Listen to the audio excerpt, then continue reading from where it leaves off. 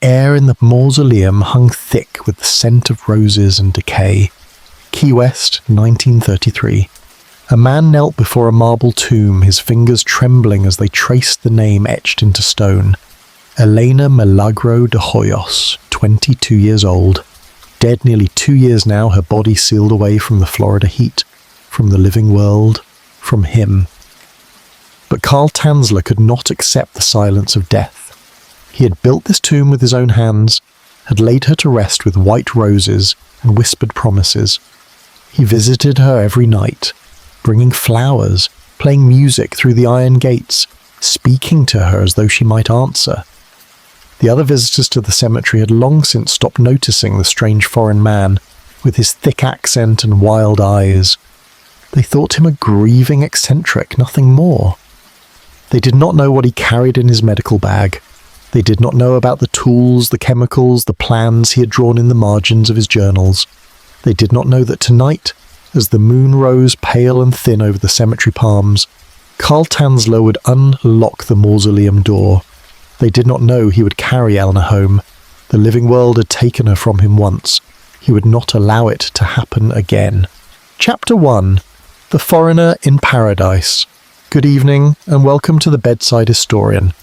The night settles around you now, quiet and still.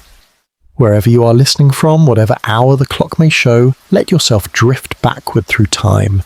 We are travelling to a place where the air hangs heavy with salt and heat, where the boundaries between devotion and madness blur like horizon meeting sea.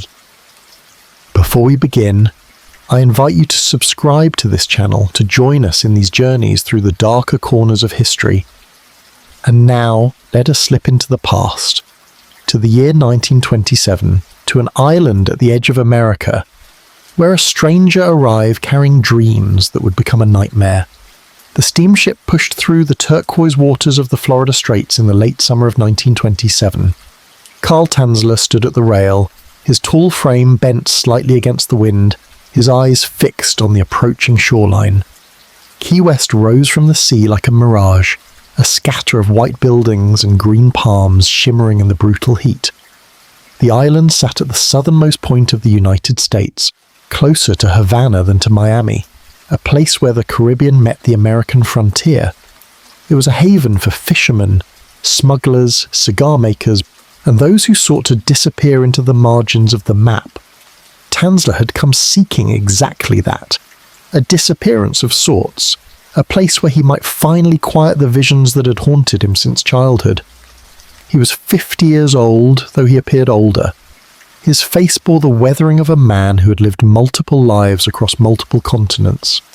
Born Georg Karl Tanzler in Dresden, Germany in 1877, he had studied in Leipzig, served in the German military, and claimed various degrees in medicine and engineering that would never be properly verified. He had married a woman named Doris Anna Schaefer and fathered 2 daughters, but the marriage had fractured under the weight of his peculiarities, his obsessions, his claims of seeing ghosts and receiving visitations from noble ancestors. The family had emigrated to Australia after the Great War, but Tanzler had not remained with them. He had drifted to Cuba, to Central America, to wherever his restless nature and grandiose delusions might lead him. Now he had come to Key West, and he came alone. The island that received him was a place suspended between prosperity and decay. Once the wealthiest city per capita in the United States, fueled by salvaging wrecked ships and rolling cigars, Key West had fallen on harder times. The cigar industry had moved to Tampa, and the Great Hurricane of 1926 had ravaged what remained of the economy. But the place retained a sultry, dreamlike quality. The streets were narrow and unpaved, lined with wooden houses built by ship carpenters, their porches draped with bougainvillea. The population was a mixture of Americans, Cubans, Bahamians, and those who fit no easy category. Spanish mixed with English in the markets. The smell of salt and jasmine hung perpetually in the air. At night, the darkness was absolute beyond the scattered street lamps, and the sound of the sea whispered through every open window. Tanzler found lodging in a small wooden house on Flagler Avenue, a quiet street removed from the busier harbour districts.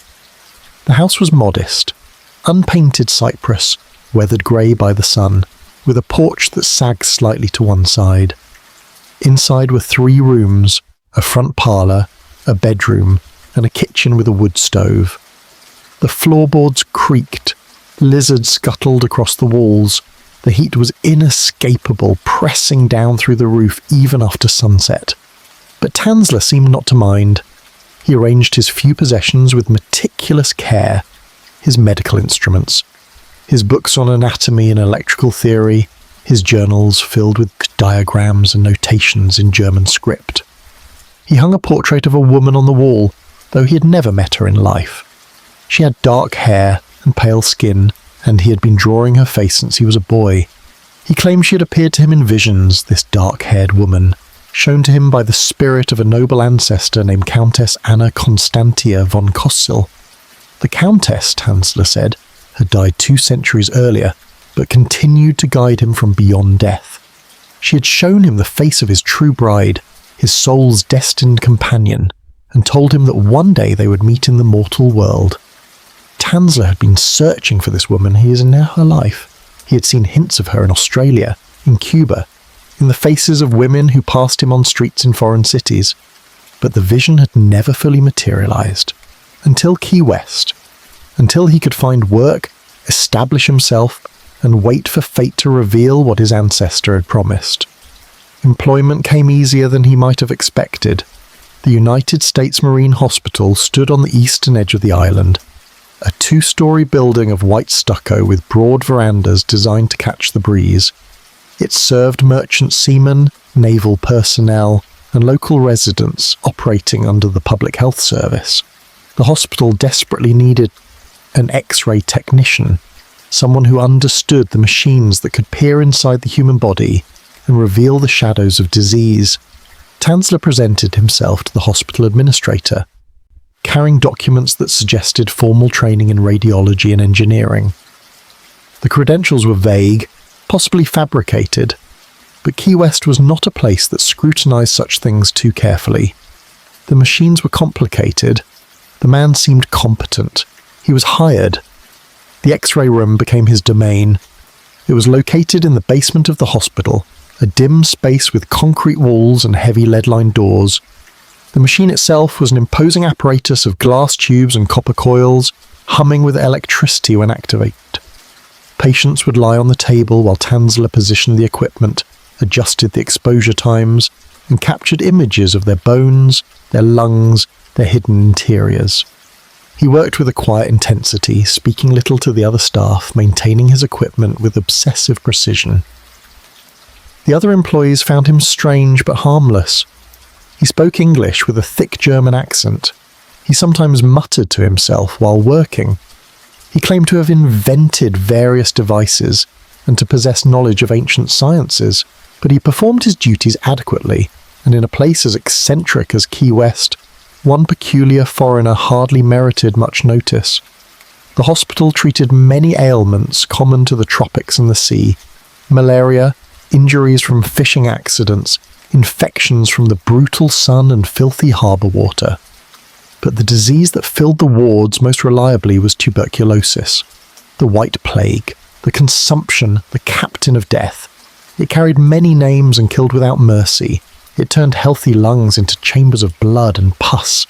It made young people waste away over months or years, coughing into handkerchiefs that came away spotted red. It was contagious, incurable, and terrifyingly common. The warm climate of Key West attracted those in the early stages of the disease, those who hoped the sea air might slow the decay. Many came too late. The hospital wards echoed with their coughing through the night. Tanzler saw them all pass through his X-ray room, fishermen with lungs like moth-eaten cloth, young mothers whose bones showed through translucent skin, children with eyes too large for their wasting faces. He would position them carefully, tell them to hold their breath, and capture the images that confirmed what they already feared. The shadows on the films were unmistakable. The disease was a darkness spreading through the chest cavity, eating away the tissue that allowed life to continue. Most would be dead within months, some within weeks. Tanzler observed this parade of death with a strange detachment, as though he were cataloguing specimens rather than witnessing human tragedy. He made notes in his journals, sketches of deteriorating lung tissue, calculations about disease progression. He seemed to be waiting for something, though what precisely no one could have guessed. The months passed slowly in Key West. The seasons barely changed, only shifting between unbearably hot and slightly less so. Hurricanes threatened in the autumn, sending the barometer plunging and the sky turning the colour of bruises. Winter brought cooler nights when the temperature might drop into the 60s and the locals would complain of cold. Spring arrived with clouds of mosquitoes rising from the mangrove swamps. Through it all, Tanzler maintained his routines. He worked at the hospital during the day, operating his machines, developing his films, saying little. In the evenings, he returned to his house on Flagler Avenue, where he would sit at his table writing in his journals or working on various inventions, devices that combined electrical coils with medical equipment in ways that served no obvious purpose. He had no friends. He received no visitors. He seemed content in his isolation, a man existing at the periphery of the community, present but not quite part of the living world around him. At night, sometimes, he would sit on his porch in the darkness and stare at the portrait of the dark-haired woman. She looked back at him from the wall with painted eyes that seemed to hold knowledge of something beyond the canvas. Tanzler would speak to her in German, soft words that carried on the night breeze and dissipated into the rustle of palm fronds. He told her he was waiting. He told her he had prepared everything. He told her that the Countess had promised they would meet, and he believed in that promise with the faith of a zealot. The neighbours, when they'd noticed at all, assumed he was simply lonely, perhaps a bit mad but harmless enough. They could not have imagined the depths of his obsession. They could not have known that the woman in the portrait was not a memory, but a prophecy. And they could not have known that on a morning in April 1930, nearly 3 years after Tanzler's arrival, she would walk through the doors of the Marine Hospital, her dark hair falling past her shoulders, her skin pale as moonlight, her lungs already beginning to fill with the shadows that would kill her. The island turned slowly on its axis.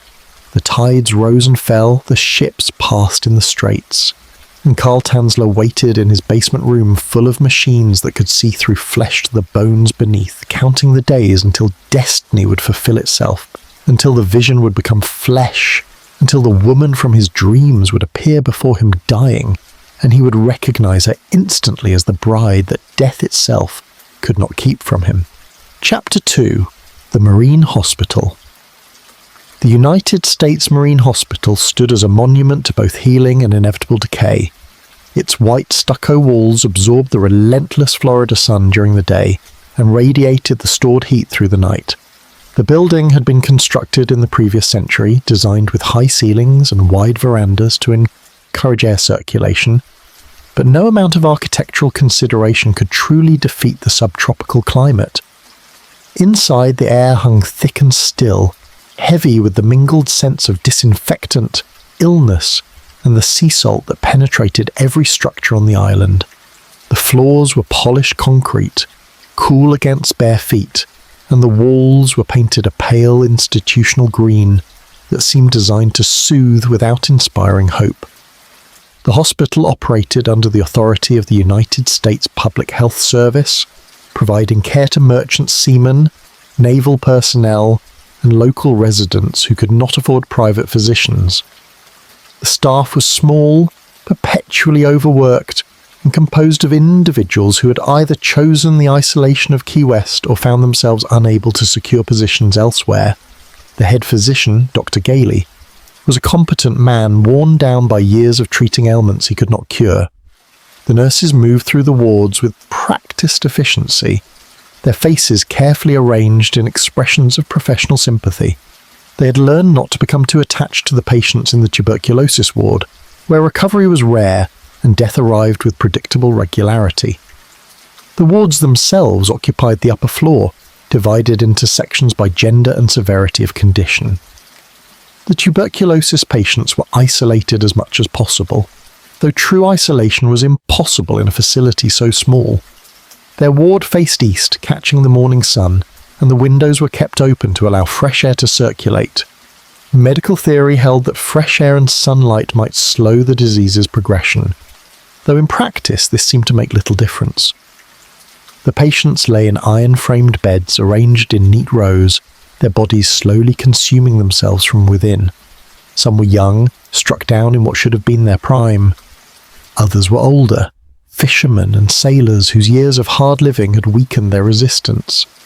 All of them coughed, that distinctive wet cough that brought up blood and tissue, the sound that echoed through the ward at all hours and invaded the dreams of the nursing staff. Tanzler's domain in the basement stood in stark contrast to the bright wards above.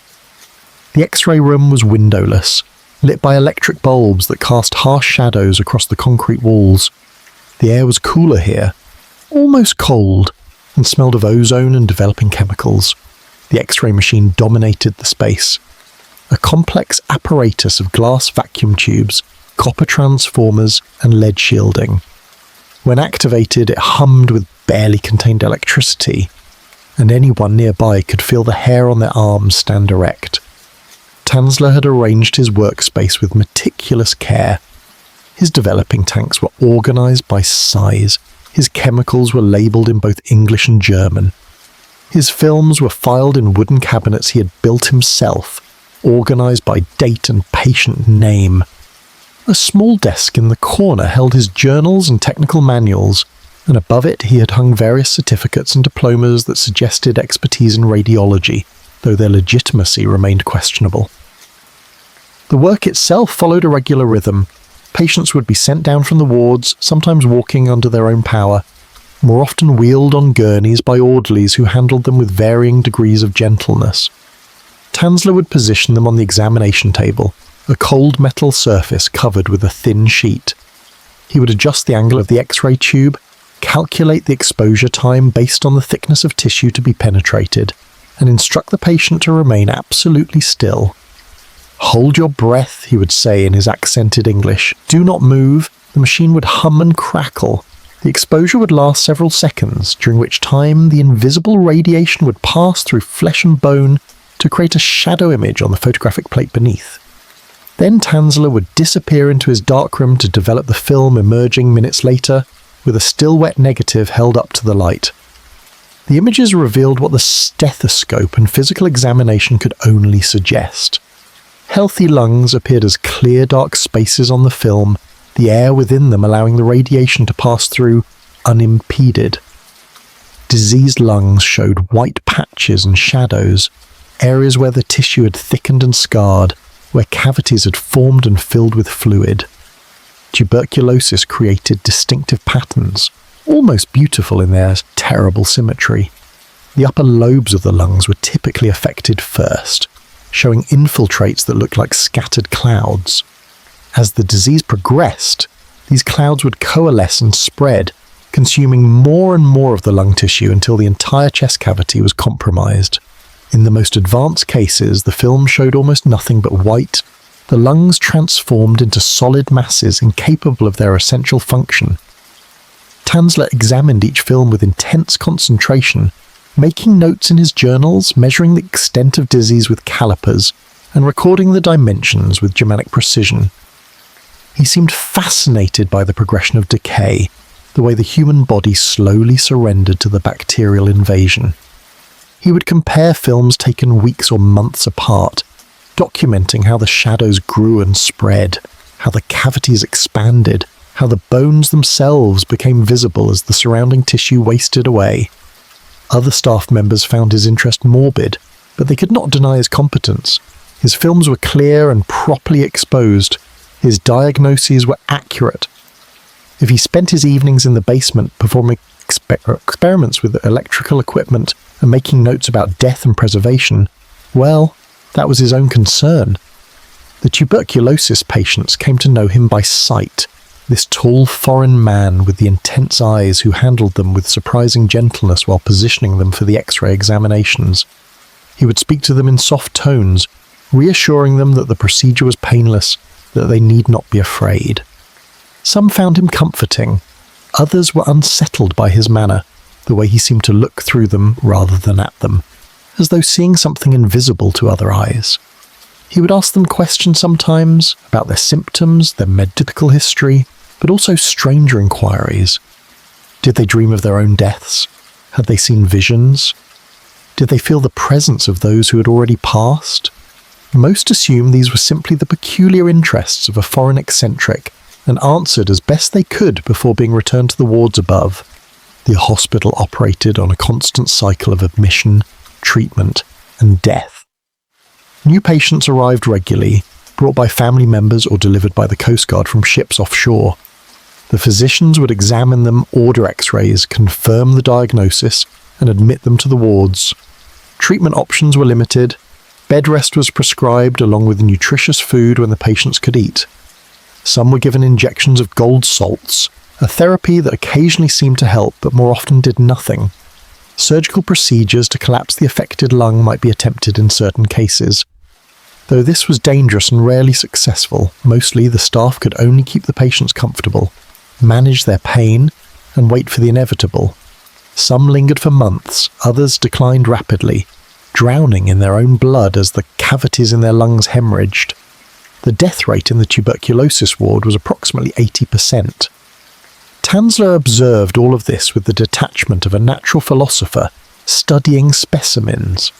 He developed his films and delivered them to the physicians upstairs, then returned to his basement sanctuary. In the evenings, after his shift ended, he would sometimes linger in the hospital, wandering the empty corridors, listening to the sounds of suffering that leaked from beneath closed doors. He seemed drawn to death, fascinated by the moment of transition between living and not living. He would later claim that he could see the spirits of the deceased lingering in the building, that he could communicate with them. They shared secrets about the nature of existence beyond the mortal realm. Whether he truly believed this or whether it was the manifestation of a fracturing mind, no one could say with certainty. The staff learned to work around his eccentricities. The nurses would send patients down for x-rays and retrieve them without engaging Tanzler in unnecessary conversation.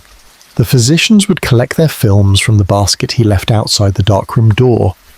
Dr. Gailey would occasionally check on the equipment and confirm that it was being properly maintained, but otherwise left Tanzler to his solitary work. In a hospital where death was so commonplace, one's strange technician hardly seemed worthy of concern. There were more pressing matters to attend to, more immediate crises to manage.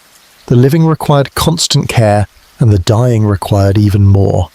The island outside continued its slow existence, mostly unaware of the dramas playing out within the hospital walls.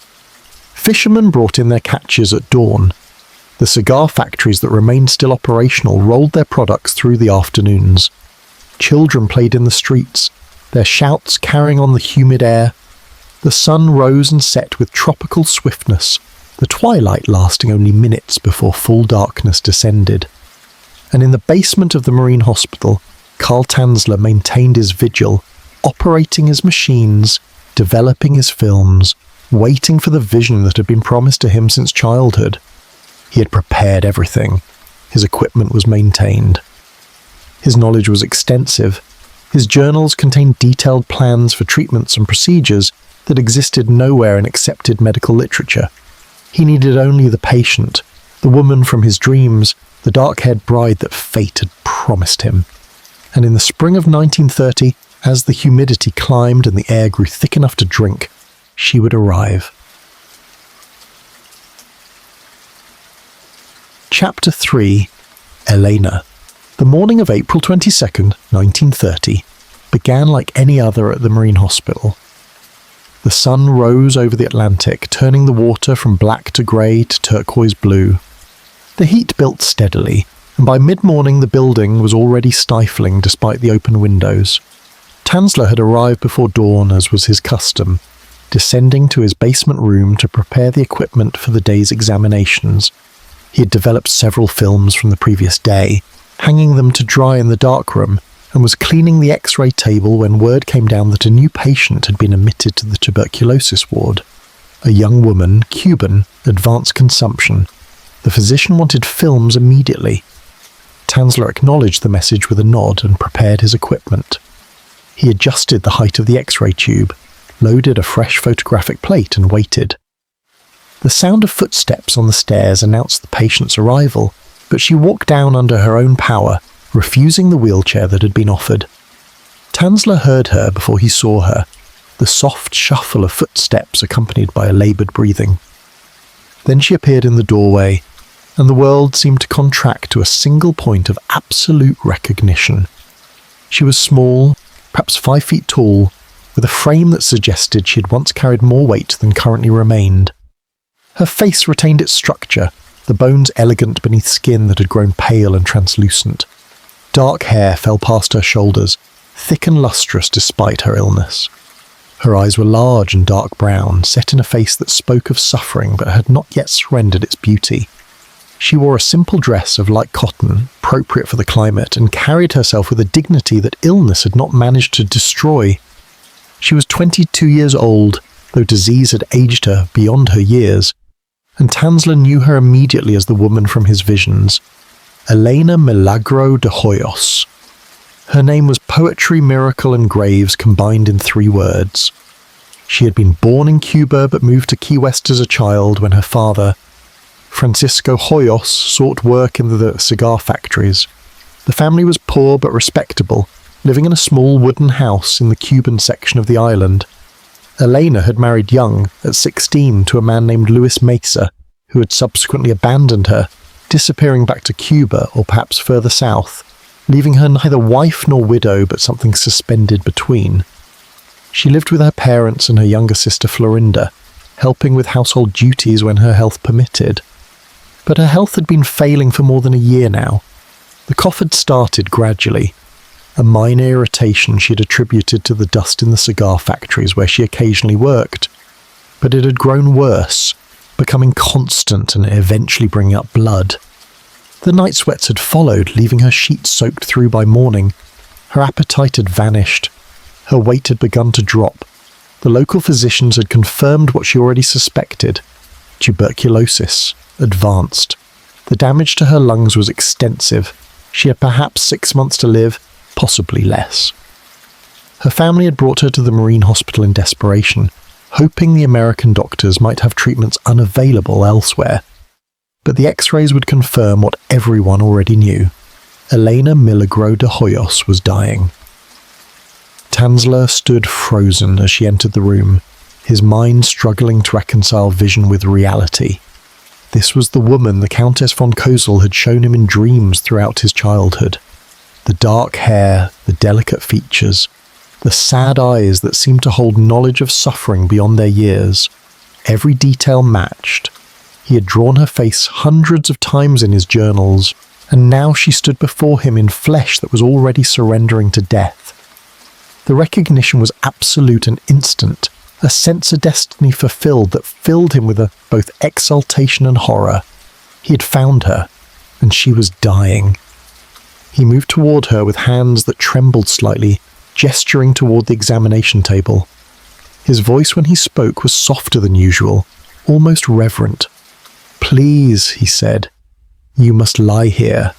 I will be very careful." Elena regarded him with the weary acceptance of someone who had endured many medical examinations and expected nothing good from them. She allowed him to help her onto the table, his hand supporting her weight with surprising gentleness. She lay back, her breathing audible in the quiet room, each inhalation requiring visible effort.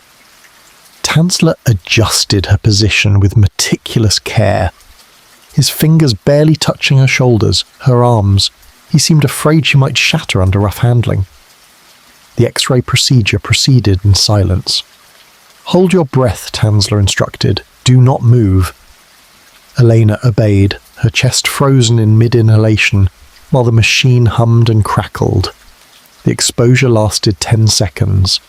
Then Tanzler told her she could breathe, and she exhaled with a wet rattle that spoke of the fluid accumulating in her lungs. He took multiple views, positioning her at different angles, capturing images from the front and sides.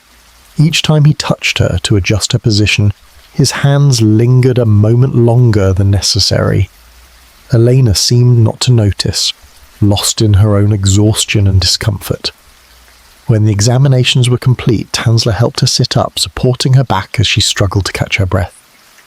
"You must rest now," he told her. "I will develop these films. Please wait." Elena nodded, too tired to protest. Tanzler disappeared into his darkroom, moving with frantic speed. He processed the films in record time, his hands working automatically through the familiar procedures while his mind raced. The images emerged from the developing solution, and they confirmed his fears. Her lungs were devastated. The upper lobes showed extensive infiltrates and cavitation. The infection had spread to both sides. The damage was far advanced, likely irreversible.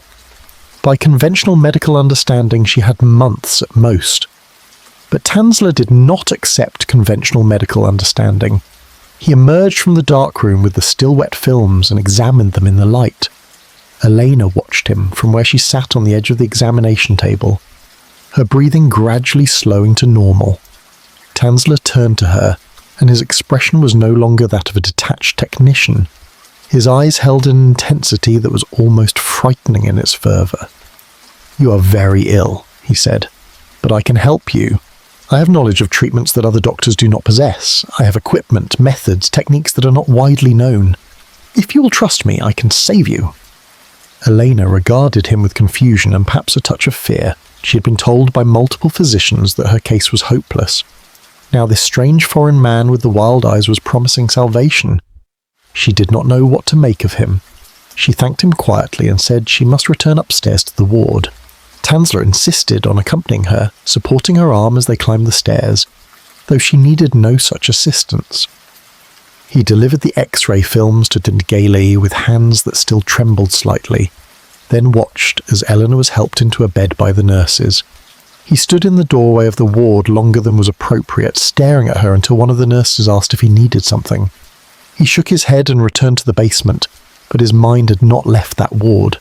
It would never leave again. That evening, after his shift ended, Tanzler did not return to his house on Flagler Avenue. He remained at the hospital, sitting in his dark room in the darkness, the X-ray films of Elena's lungs hanging above him like religious icons. He had found her. After 50 years of searching, after visions and dreams and promises from beyond death, he had finally found the woman fate had designated as his, and she was dying. The injustice of it overwhelmed him. To be given this gift and simultaneously have it torn away seemed impossibly cruel. But Tanzler did not accept cruelty as final. He did not accept death as inevitable. He had spent decades studying the boundary between life and death, had developed theories about preservation and reanimation that existed only in his journals.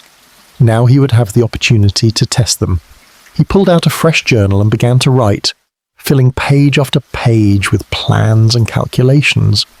He would need equipment, chemicals, time alone with the patient. He would need to gain the trust of her family. He began composing a letter to Elena, explaining his feelings, his certainty that they were destined to be together, his absolute confidence that he could cure her. The letter grew to several pages, rambling and passionate, written in English that occasionally slipped into German when his emotions overwhelmed his vocabulary. He would give it to her tomorrow. He would begin treatment immediately. He would save her from death, and she would understand that they belonged together, that the Countess von Kozel had arranged everything, that their meeting was not chance but divine providence. The night passed. Somewhere above, Elena lay in her hospital bed, unaware that the strange X-ray technician had decided her fate. She coughed into the darkness, bringing up blood that stained the cloth the nurses had left beside her bed. Her family would visit in the morning, bringing food she would not be able to eat, speaking words of comfort neither they nor she believed. She had made her peace with dying. She was young, but she had already lived long enough to understand that hope was often just another form of suffering. She did not know that a man in the basement had decided she would not die. She did not know that his love would prove more terrible than any disease.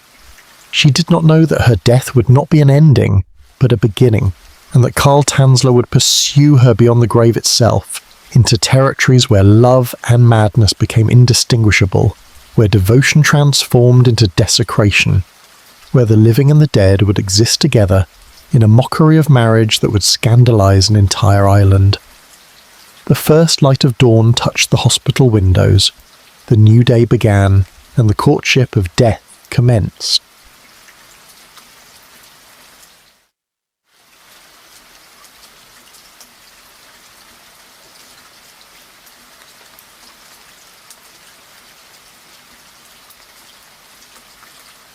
Chapter 4. Oh.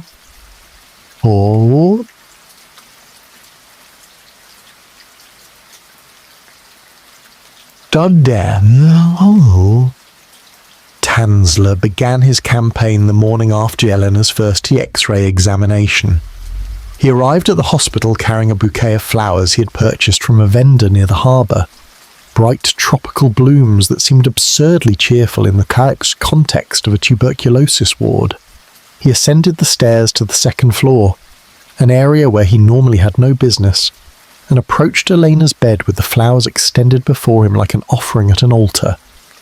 The other patients watched with varying degrees of interest and amusement as the strange X-ray technician presented his gift to the new arrival.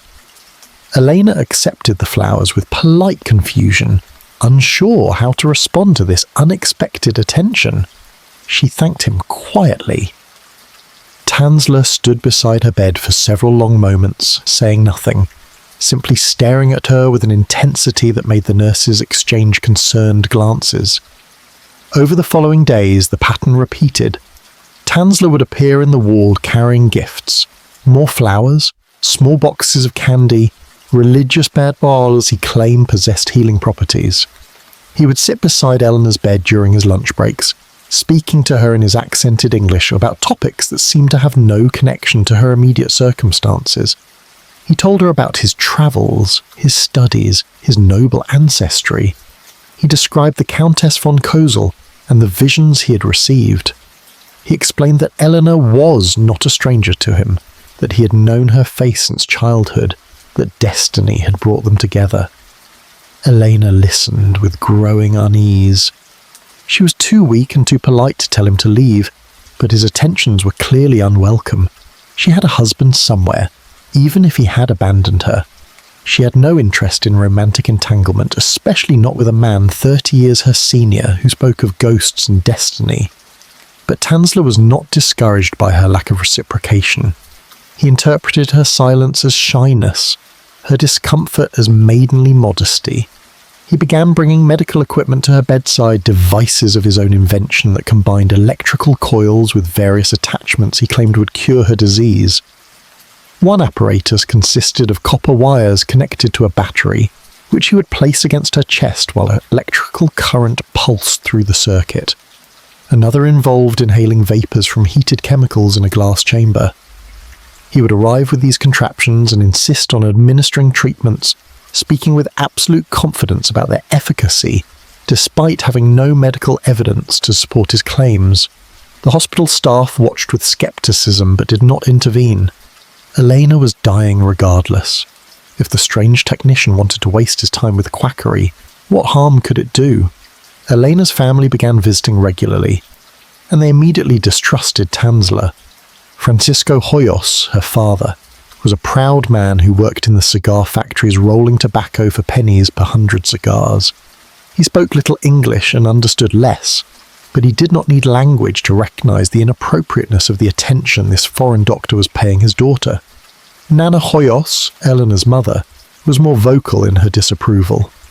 She would arrive to find Tanzler at her daughter's bedside and would order him away with sharp words in Spanish. Tanzler would retreat, but only temporarily.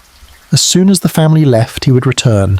Florinda, Elena's younger sister, found him repulsive, so. She would later describe how he looked at Elena, not with the concern of a physician, but with a possessive hunger that made her skin crawl. Despite the family's objections, Tanzler continued his campaign. He wrote Elena long letters filled with declarations of eternal love and promises of miraculous recovery. The letters were bizarre documents, mixing medical jargon with romantic poetry and references to supernatural communications. He signed them with various versions of his name: Karl von Kozel, Count Karl Tanzler von Kozel, or simply von Kozel. the noble title he claimed through his ancestral connection to the long-dead Countess. Elena did not respond to these letters. She would leave them on the bedside table, unread or barely skimmed, her lack of interest impossible to miss. But Tanzler interpreted every gesture, every glance, as secret encouragement. When she smiled politely, he saw love. When she accepted his gifts because refusing seemed more difficult than acquiescing, he saw acceptance of his suit. The hospital staff grew increasingly uncomfortable with the situation. The nurses whispered among themselves about Tanzler's behaviour. Dr. Gailey called him into his office and suggested, with professional diplomacy, that perhaps the X-ray technician was spending too much time away from his duties in the basement. Tanzler assured him that his work was not suffering, that he was simply providing additional care to a patient who required specialised treatment. The physician could not argue with this reasoning without accusing Tanzler of outright negligence, which would have been difficult to prove. Tanzler's X-ray work remained competent. His equipment was well maintained. If he chose to spend his personal time attending to a particular patient, that was technically within his rights, however inappropriate it might appear. As the weeks passed, Elena's condition deteriorated. The experimental treatments Tanzler administered had no effect on the disease consuming her lungs. She grew weaker, her breathing more laboured. Her weight dropped until her bones showed sharp beneath her skin. The coughing fits became more frequent and brought up increasing amounts of blood. She developed a fever that would not break. The nurses increased her morphine dosage to manage the pain, and she spent more and more time in a drugged sleep. During these periods of unconsciousness, Tanzler would sit beside her bed for hours, holding her hand, speaking to her in German, stroking her hair. The other patients in the ward found his presence disturbing. They would request that the nurses close the curtains around Elena's bed so they would not have to watch the strange man's vigil. Tanzler began arriving at the hospital with bottles of perfume, which he would spray around Elena's bed to mask the smell of sickness. He brought silk scarves to drape over her pillows. He purchased a small radio and placed it on her bedside table, tuning it to stations that played classical music. He was creating a shrine around her bed, transforming the sterile hospital environment into something that existed only in his imagination, a bower where his dying bride would eventually recover and recognize the depth of his devotion. The hospital administration did not know how to handle the situation. They could not ban him from the building without cause, and technically he was not harming the patient. If anything, his attention seemed to provide some small comfort, or at least distraction, during Elena's final weeks. But Elena's family saw the situation more clearly. Francisco Hoyos confronted Tanzler in the hospital corridor one afternoon, speaking angrily in Spanish while gesturing toward the ward. Tanzler, who understood some Spanish from his time in Cuba, caught the essential message, "Stay away from my daughter." He responded in English, trying to explain that he was helping, that he had special knowledge, that Elena needed him. The confrontation ended without violence, but with mutual incomprehension. The father returned to the ward convinced that the foreign doctor was insane. Tanzler returned to his basement convinced that the family did not understand the spiritual connection he shared with Elena, that they were obstacles to be managed rather than authorities to be respected. In early October, Elena was moved from the hospital to her family's home. Her condition had deteriorated to the point where hospitalization served no purpose. She would die more comfortably in familiar surroundings, cared for by family rather than strangers. The hospital bed was needed for other patients who still had some hope of recovery. Elena was carried out on a stretcher, her body so wasted that she weighed less than 90 pounds. Tanzler watched from a window as she was loaded into an ambulance. He had not been allowed to say goodbye. The family had made it clear he was not welcome at their home. But Tanzler had no intention of honouring their wishes. Elena belonged to him, had been promised to him by forces beyond mortal understanding. A family's objections were irrelevant in the face of destiny. He discovered where the Hoyos family lived through hospital records. The house was a modest wooden structure on a narrow street in the Cuban neighbourhood, painted a faded blue, with a porch that sagged slightly and windows covered by thin curtains. Tanzler began visiting, appearing at the door with more gifts, more equipment, more promises of miraculous cures. Nana Hoyos would answer his knock and attempt to send him away, but Tanzler was persistent. He would push past her into the house, finding Elena lying on a bed in the front room, her breathing shallow and rapid. He would set up his electrical devices and administer his worthless treatments, while the family watched with helpless anger. They could have called the police, but what would they report? A man was trying to help their dying daughter. How could they explain that his help felt like violation? Elena grew too weak to protest. She lay in her bed, her eyes half closed, her consciousness fading in and out. The morphine kept the worst of the pain at bay, but also made her confused and unable to focus. Tanzler would kneel beside her bed, taking her hand in both of his, pressing it against his chest, speaking to her in urgent whispers about their future together, about how she would recover and they would marry and live forever in a paradise he had prepared for them. Elena, in her drug state, sometimes seemed to smile at him. Tanzler interpreted this as love, as recognition of their bond. In reality, she likely had no idea who he was or what he was saying. The morphine had taken her beyond such earthly concerns. October waned. The weather cooled slightly, though in Key West this meant temperatures in the 70s rather than the 80s. Elena's breathing grew more laboured. Her lungs were filling with fluid, and she was slowly drowning. The family gathered around her bed. A priest was called to administer last rites. Elena received the sacrament in a state of semi-consciousness, her lips barely moving as she tried to repeat the prayers. Tanzler arrived during the ceremony and stood in the doorway, watching. The priest eyed him with suspicion, but said nothing. After the sacrament was complete, Tanzler approached the bed and leaned close to Elena's ear. He whispered something in German, words that no one else could hear. Then he stood and left the house without speaking to the family. On October 25th, 1931, at approximately 3 o'clock in the morning, Elena Milagro de Hoyos died. Her breathing had grown increasingly irregular throughout the night, long pauses between each laboured inhalation. Finally, the breathing simply stopped. Nana Hoyos, who had been keeping vigil beside the bed, realised her daughter was gone. The family gathered in the small room, weeping, holding each other, praying. Elena's body lay on the bed, finally at peace after months of suffering. Her face was thin and pale, her eyes closed, her hands folded across her chest. She looked younger in death, the illness seeming to fall away now that it had completed its work.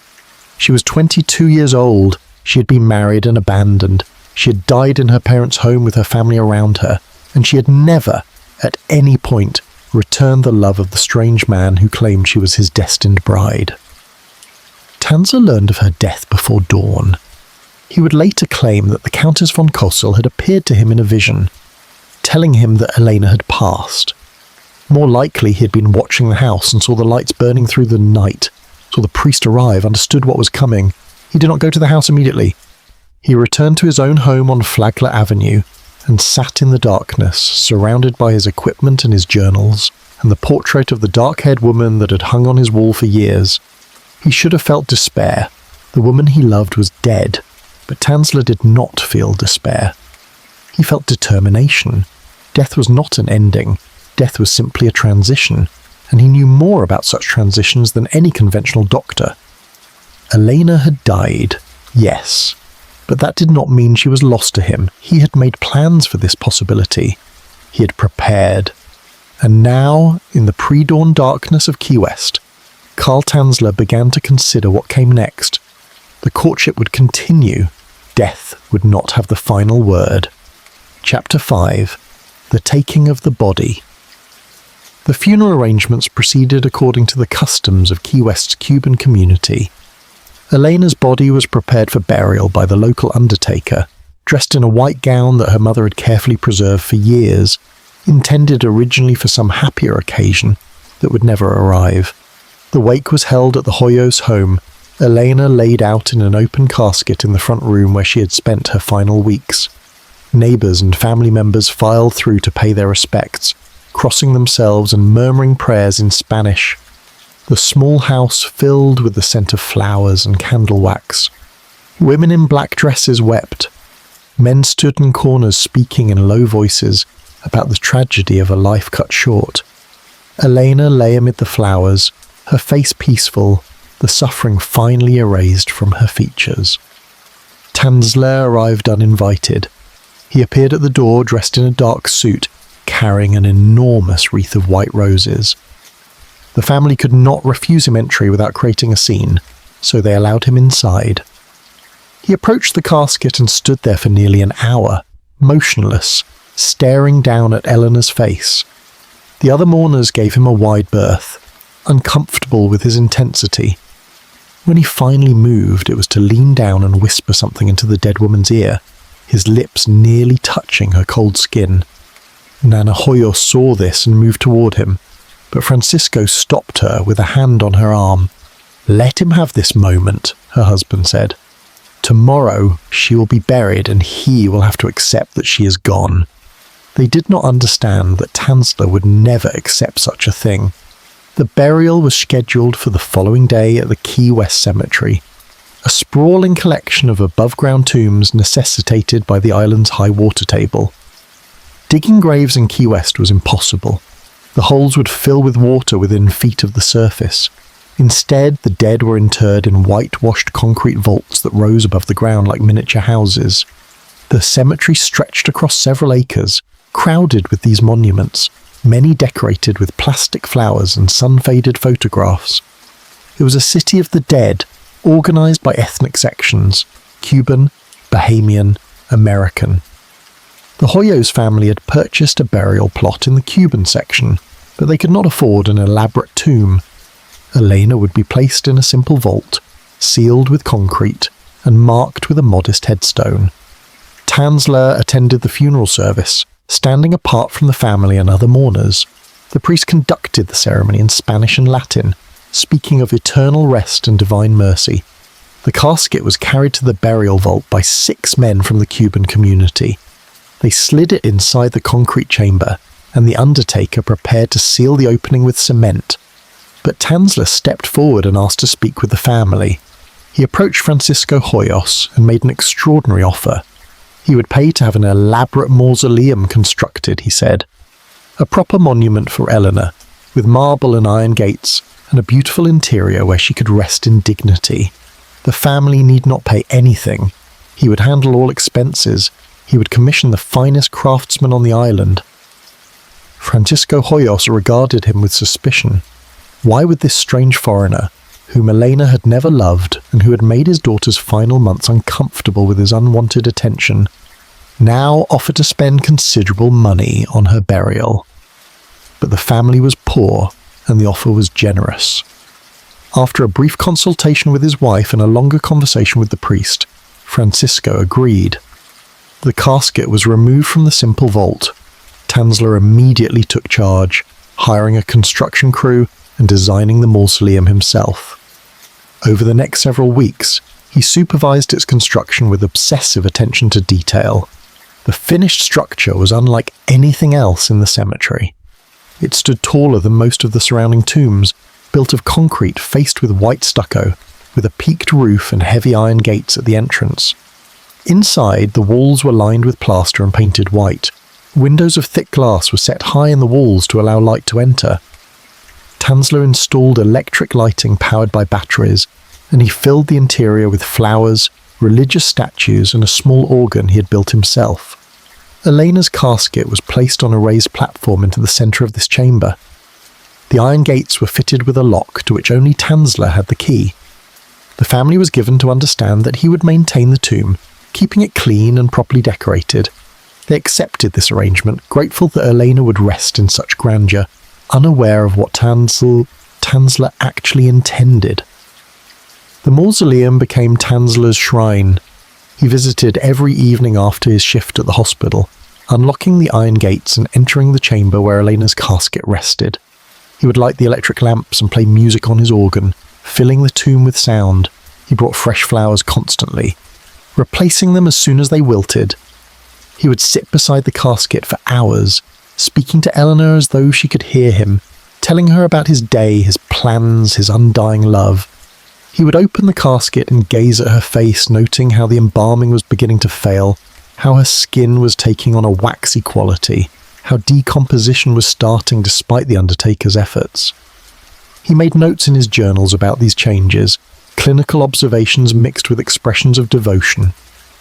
The cemetery workers grew accustomed to seeing him there at all hours. Sometimes they would arrive at dawn to find him asleep on the floor of the mausoleum, having spent the entire night beside the casket. They thought him eccentric but harmless, another mourner unable to let go. They did not look too closely at what he was doing inside the tomb. They did not notice that he had begun bringing medical equipment into the mausoleum, bottles of chemicals, tools whose purpose was unclear. Tanzler was careful to conceal his activities, working at night when the cemetery was empty, locking the gates whenever he left. He was preparing for something, making plans, gathering materials. The family, when they visited Eleanor's tomb, found it beautifully maintained, always filled with fresh flowers, the casket draped with silk. They assumed Tanzler was simply an obsessive mourner. They did not imagine what he was considering. Nearly 2 years passed. Tanzler continued his nightly vigils, his devotion undiminished by time, but he was growing frustrated. Speaking to Elena through the casket wall was insufficient. He wanted to see her, to touch her, to continue the treatments he believed could restore her. The mausoleum, for all its grandeur, was still a cage keeping him separated from his beloved. He began to consider alternatives. His journals from this period reveal increasingly elaborate fantasies about reanimation, about using electrical stimulation to restart the heart, about preserving the body indefinitely through chemical treatments. He had been researching Egyptian mummification techniques. He had studied the work of European anatomists who preserved specimens in alcohol and formaldehyde. He believed he had developed methods superior to anything in conventional medical practice. In his mind, Elena was not truly dead. She was merely in a state of suspended animation, waiting for him to apply the correct procedures to awaken her. The Countess von Kosel had assured him of this in his visions. Elena's spirit was trapped in the decaying flesh, calling out to him, begging for rescue. Every night he spent in the mausoleum, he could feel her presence, sense her desperation. The casket had become a prison. He was her only hope. And gradually, over the course of those 2 years, Tanzler convinced himself that he had no choice. He would have to remove Elena from the tomb. He would take her to his home where he could properly care for her. He would restore her, preserve her, keep her with him always. It was what she would have wanted. It was what destiny demanded. He began planning the removal with the same meticulous care he applied to all his projects. He would need to work quickly and quietly. The cemetery had no night watchman, but neighbours lived nearby and might notice unusual activity. He would need a vehicle to transport the casket. He would need to time the operation for a night when the moon was dark and the streets empty. He spent weeks preparing, mapping the route from the cemetery to his house, identifying the quietest streets, determining how to move the casket without being seen. He purchased additional locks for his doors and heavy curtains for his windows. He converted his bedroom into a laboratory, installing equipment, organising chemicals, preparing everything for Elena's arrival. On the night of April 22nd, 1933, exactly 2 years after Elena had first walked into his X-ray room, Tanzler enacted his plan. He arrived at the cemetery after midnight, pushing a small wooden cart he had constructed. The night was moonless and very dark. The cemetery gates were locked, but he had studied them and knew they could be climbed. He scaled the fence and made his way through the rows of tombs to Elena's mausoleum. His hands shook as he unlocked the iron gates. Inside, the casket rested on its platform, draped in silk, surrounded by wilting flowers. Tanzler had brought tools, a crowbar, a hammer, pliers. The casket was sealed, but the seals were not designed to resist determined tampering from inside the tomb. He worked quickly, prying open the casket lid. The smell that emerged was overwhelming, the sweet, sick odour of decomposition that no amount of embalming could prevent indefinitely. In the dim light of his electric lamp, Tanzler looked down at Elena's remains. 2 years in the casket had taken their toll. Her skin had darkened and tightened against the bones. Her hair had continued growing, spreading across the silk pillow. Her burial dress had begun to rot. But to Tanzler, she was still beautiful, still his bride, still waiting for him to save her. He lifted her body from the casket, shocked by how light she had become, how fragile. He wrapped her in a sheet he'd brought, concealing the extent of decomposition from any eyes that might see them leaving. Getting her out of the cemetery proved more difficult than he had anticipated. The body was awkward as to carry, and the walls were high. He managed to pass her over the fence and retrieve his cart, then placed her on it and covered her with a tarpaulin. He looked like a man transporting supplies. Nothing more. The streets of Key West were empty at this hour.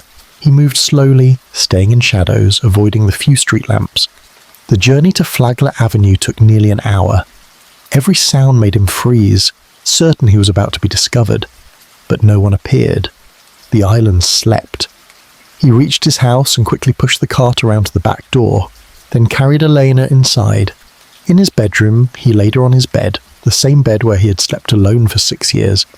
He stood looking down at her in the lamplight, overcome with emotions he could not name. He had done it. He had rescued her. She was home now, with him where she belonged. The fact that she was dead seemed almost irrelevant. Death was merely a condition to be treated, a problem to be solved. He had her now, and he would never let her go. The real work could begin. Outside, the night continued toward dawn. In the cemetery, the empty casket lay open in the mausoleum, its contents stolen. The iron gate stood unlocked, but no one would discover the theft for days, perhaps weeks. The family rarely visited. The cemetery workers had no reason to enter the locked tomb.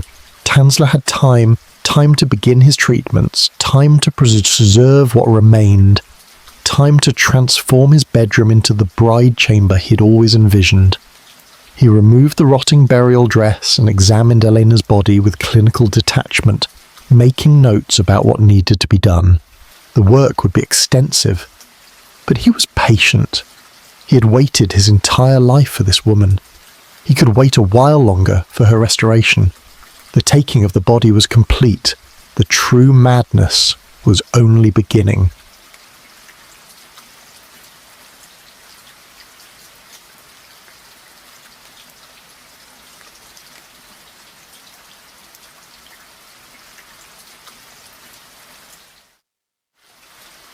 Chapter 6. The House on Flagler Avenue.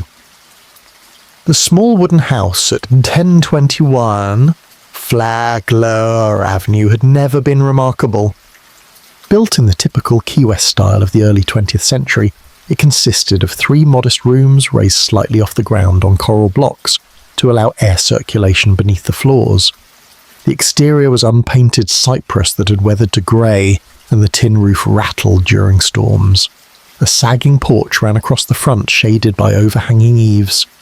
The windows were fitted with shutters that Tanzler now kept permanently closed, blocking the view inside from curious neighbours. To anyone passing on the street, it appeared to be the residence of a solitary man who valued his privacy. Nothing more.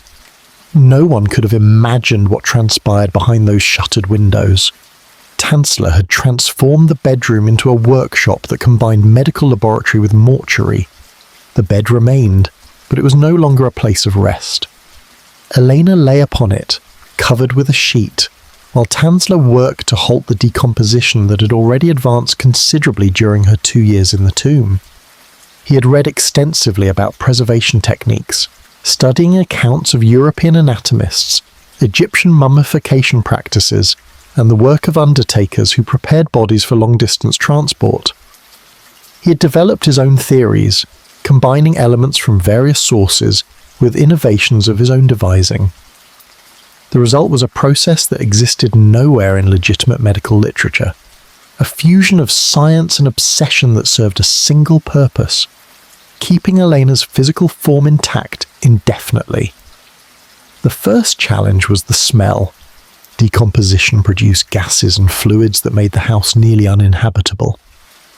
Tanzler addressed this by opening the body cavity and removing the internal organs, which had liquefied beyond any hope of preservation. He worked with the clinical detachment of a surgeon, though no surgeon would have performed such procedures on a corpse 2 years dead. He packed the empty cavity with rags soaked in formaldehyde and other preservatives, materials he had been quietly accumulating from the hospital over the past months. He had resigned from his position at the Marine Hospital shortly after taking Elena from the tomb, claiming health problems, ensuring he would not be questioned about missing supplies. The cavity packing slowed but did not stop the decay. The skin presented another set of problems. It had darkened and begun to separate from the underlying tissues, developing a leathery texture in some areas while becoming almost liquid in others. Tanzler treated the surface with various chemicals, alcohol, boric acid, salt solution. He wrapped portions of her body in bandages soaked in preservative. Where the skin had deteriorated too badly, he covered the damaged areas with cloth soaked in wax, creating a smooth surface that approximated living flesh. The face required special attention. Elena's features had collapsed as the soft tissues decayed, making her nearly unrecognizable. Tanzler rebuilt the structure using wire to support the nose, glass eyes to fill the empty sockets, and plaster mixed with wax to restore the contours of her cheeks and jaw. He worked on her hair, which had continued growing after death as the scalp gradually released its hold on the follicles. Much of it had fallen out, littering the casket during her time in the tomb. Tanzler collected every strand he could find, washing them carefully, and reattaching them to her scalp with glue and wire mesh. Where gaps remained too large to fill with her own hair, he purchased wigs from a shop in town, telling the proprietor he needed them for theatrical purposes. He arranged the hair carefully around her reconstructed face and styling it the way he remembered from when she was alive. The effect was unsettling, a mask that suggested humanity without achieving it. But to Tanzler's obsessed eyes, she looked beautiful. The hands and feet had deteriorated badly, the fingers and toes little more than bones held together by scraps of tissue. Tanzler wrapped them in layers of cloth and wax, creating crude approximations of living limbs. He attached wires to the finger bones, running them up through the arms to the shoulders, allowing him to position her hands in different poses. He could fold them across her chest in an attitude of prayer, or place them at her sides, or arrange them as though she were reaching for something. This mechanical manipulation of her remains seemed to give him satisfaction, as though by controlling her physical position, he could maintain some connection to the person she had once been. Clothing became essential to conceal the extent of restoration and decay. Tanzler dressed Elena in fine gowns he purchased or sewed himself, elaborate constructions with high collars to hide the wire supporting her neck, long sleeves to cover the bandaged arms, full skirts to conceal the legs. He changed her clothing regularly, maintaining a wardrobe as though she were a living woman with varying needs and occasions. He showed a particular fondness for white dresses, bridal gowns and nightgowns that emphasized the fantasy he had constructed. He would spend hours arranging the fabric, adjusting the fit, ensuring that every fold lay perfectly. The gowns served a practical purpose, holding the deteriorating body together, but they also fed his delusion that Elena was merely sleeping, resting, waiting to awaken. The bed itself became a kind of shrine. Tanzler surrounded it with flowers that he replaced constantly, filling the room with roses and gardenias, whose heavy perfume masked the underlying smell of decay and chemicals. He hung curtains around the bed, creating a canopy effect, and installed soft lighting that cast everything in a romantic glow. He placed religious icons on the walls, a crucifix, paintings of saints, a portrait of the Virgin Mary. He positioned an organ at the foot of the bed, an instrument he had built himself, and would play music for hours while Elena lay before him. He claimed he could see her spirit hovering near the body, listening to the melodies, responding with expressions of love that only he could perceive.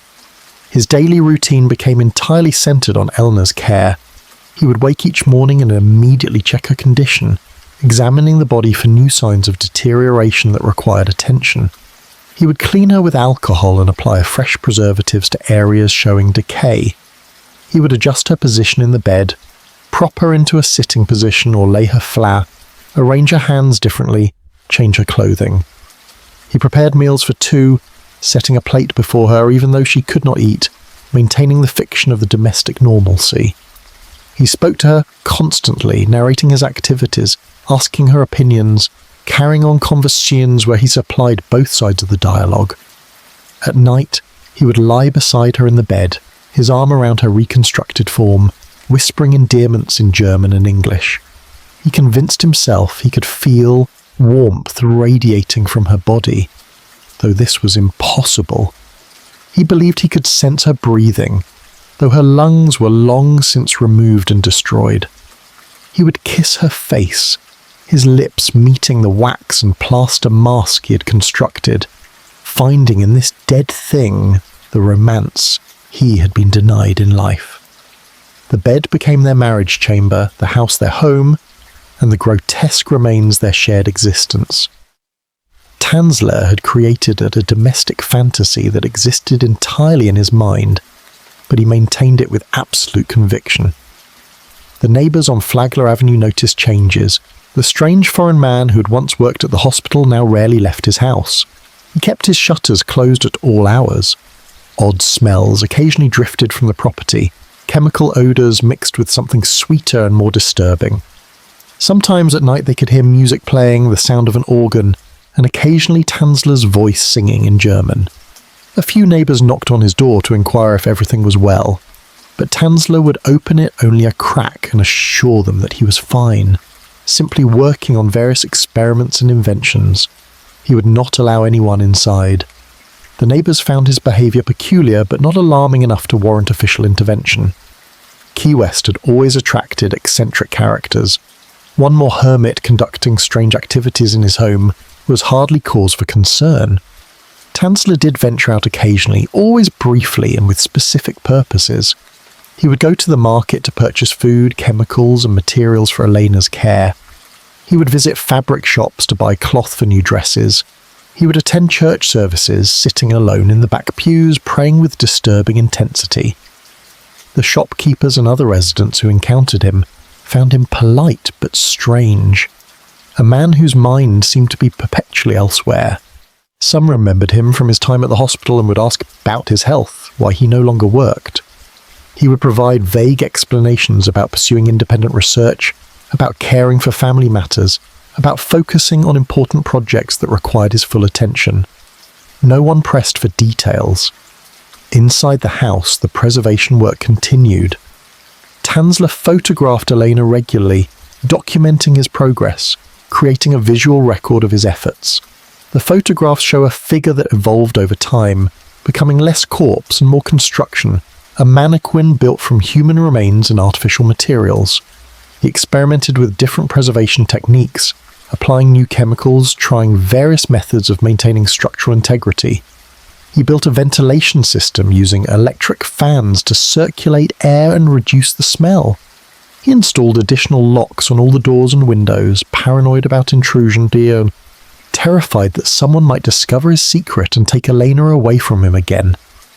He began writing extensively in his journals, filling page after page with observations, theories and expressions of love. The entries reveal a man whose grasp on reality had completely fractured. He wrote of Elena speaking to him, sharing her thoughts, expressing gratitude for his care. He wrote of her spirit gradually reintegrating with her physical form, of the reanimation process slowly taking effect.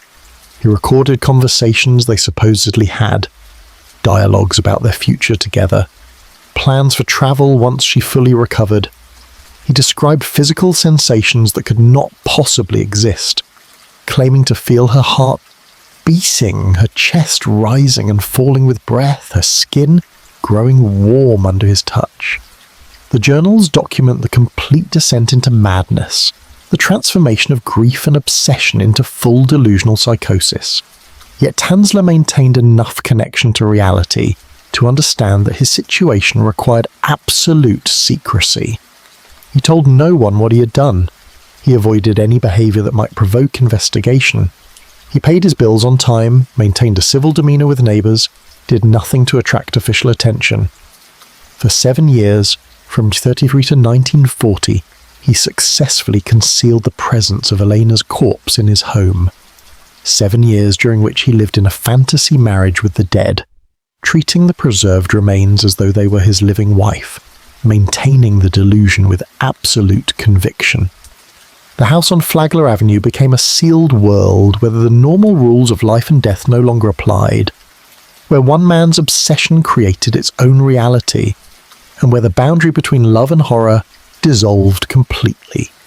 The island outside continued its existence, unaware of the grotesque domestic arrangement in the small grey house. Children played in the streets, fishermen hauled in their catches, storms came and went, and behind shuttered windows Carl Tanzler tended to his bride, playing her music, changing her clothes, speaking to her of eternal love, trapped in a nightmare of his own creation that he experienced as paradise. Chapter 7. The Bride Eternal. The years passed slowly in the house on Flagler Avenue, measured not by seasons, but by the gradual transformation of Elena's remains. By 1935, little of the original body remained visible beneath the layers of preservation materials Tanzler had applied. What had begun as an attempt to halt decomposition had evolved into an ongoing reconstruction, a project without end. Each new problem demanded a new solution. Each failure required a different approach. The body was no longer simply preserved. It was being continuously rebuilt, maintained, and modified according to Tanzler's increasingly elaborate vision of what Elena should be. The skeletal structure remained largely intact, held together by a combination of original ligaments, wire, and determination. Tanzler had carefully reinforced the spine with metal rods, allowing him to position the body upright in his chair or prop it into sitting positions on the bed. The rib cage, which had partially collapsed during the early stages of decomposition, he had reconstructed using wire mesh shape to approximate the original contours. Over this framework he had built up layers of cloth soaked in wax and plaster, creating a torso that possessed shape and substance even as the flesh beneath continued its slow dissolution. The face had become his particular obsession. The glass eyes he had initially installed had proven unsatisfactory, too lifeless, too obviously artificial. He replaced them multiple times, searching for eyes with the right colour, the right quality of reflection. He purchased them from medical supply companies, claiming he needed them for his research into prosthetic devices. He would position Elena before a mirror and compare her reconstructed face to photographs he had taken when she was alive, adjusting the plaster features millimetre by millimetre, trying to capture the exact curve of her cheek, the precise angle of her nose. The result was a death mask that bore some resemblance to the living woman, but existed in an uncanny valley between human and mannequin. Her lips had been particularly challenging. The soft tissue had deteriorated quickly, leaving only the skull's grimace. Tanzler had built up the mouth area with layers of wax tinted to approximate flesh colour, shaping them carefully to suggest the fullness of living lips. He could not achieve a convincing result. The mouth remained one of the most obviously artificial aspects of the reconstruction. But he would lean close and kiss those wax lips nonetheless, speaking to her of love, telling her she was beautiful, seeing in his mind's eye not the grotesque construction before him, but the young woman who had walked into his X-ray room a decade earlier. The skin, or what remained of it, required constant maintenance. Tanzler had developed a preservative solution consisting of formaldehyde, alcohol, and various other chemicals that he applied regularly with a cloth, working systematically across the entire surface of the body. Where the original skin had completely deteriorated, he had covered the exposed areas with silk fabric soaked in wax, creating a smooth surface that could be painted to match the remaining patches of preserved tissue. The body had become a patchwork, portions of original material interspersed with artificial replacements, the boundaries between human and construction increasingly difficult to distinguish. He dressed her each morning in the elaborate gowns he made or purchased, treating this ritual with the solemnity of a sacred ceremony. The clothing served multiple purposes, concealing the worst of the reconstruction, holding the fragile body together, and maintaining the domestic fantasy he had created. He had developed considerable skill as a seamstress, cutting patterns and sewing seams with meticulous precision. The dresses were uniformly white or pale colours, constructed with high necklines, long sleeves and full skirts. He would change her clothing every few days, washing the soiled garments by hand and hanging them to dry in the small bathroom before returning them to the wardrobe he maintained for her use. The bedroom had evolved into a peculiar combination of boudoir and laboratory. The bed remained the central feature. Always carefully made with fresh linens, Elena positioned upon it like a sleeping princess, but the surrounding space was crowded with Tanzler's equipment and supplies. Bottles of chemicals lined shelves he had built along the walls. Medical instruments lay on a small table beside the bed. Spools of wire, packages of cloth, containers of wax and plaster occupied every available surface. The organ stood at the foot of the bed, and Tanzler had added other musical instruments over the years. A small piano, a violin he had purchased but never learned to play properly. He had installed additional electric lights, powered by batteries he recharged at a neighbour's house, claiming he needed them for his experiments. His daily routine had become ritualised, each action performed in the same order, at the same time, with the same obsessive attention to detail. He would wake at dawn and immediately check Elena's condition, examining her for any signs of deterioration that required attention. He would clean her with his preservative solution, apply fresh chemicals to problem areas, make any necessary repairs to the reconstruction. Then he would prepare breakfast, setting places at the small table in the kitchen for both of them, preparing food for two even though only he would eat. He would carry on conversation throughout the meal, asking Elena about her preferences, commenting on the weather, discussing his plans for the day. He would answer for her in a higher-pitched voice, creating both sides of domestic dialogue. After breakfast, he would return to the bedroom and play music for her. He had taught himself to operate the organ with some proficiency, and he would perform concerts that lasted for hours, hymns and classical pieces mixed with melodies of his own composition. He believed Elena could hear the music, that her spirit responded to it even if her physical form could not. Sometimes he would sing, his voice cracked and unsteady, German folk songs from his childhood or romantic ballads in mangled English. The neighbours would hear this music drifting from the shuttered house and would shake their heads, wondering about the strange foreign man and his peculiar habits. The afternoons he devoted to maintenance work, both on Elena and on the house itself. He would make repairs to her body, replacing deteriorated sections of fabric, reapplying wax to areas where it had cracked, adjusting the wire framework where it had shifted. He had developed a kind of map in his mind, knowing exactly which portions of the body were original tissue, which were reconstruction, which areas required daily attention, and which could be left for longer periods.